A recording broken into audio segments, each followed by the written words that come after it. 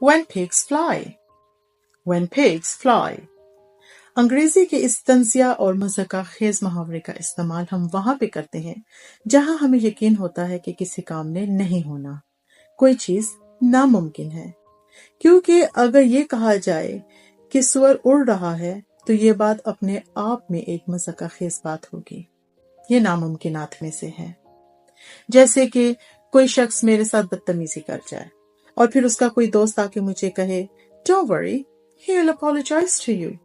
अब मैं जानती हूँ कि वो शख्स मेरे से माफी नहीं मांगेगा, तो मैं यहाँ पे तंजिया तौर पे कह सकती हूँ, या he will apologize to me when pigs fly. अंग्रेजी जबान में इसके लिए हम दूसरे फ्रेजेस भी इस्तेमाल कर सकते हैं, जैसे कि it's impossible, it's not going to happen at all, it's unlikely to happen, or it's not happening.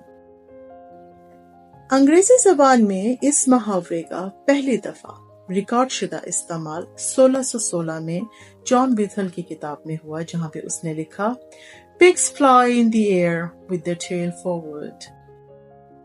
Urdu में इसके कुछ मिलते जुलते मुहावरे हैं जिनको हम इस्तेमाल कर सकते हैं, जैसे कि चांद पे आटे की चक्की चलाना।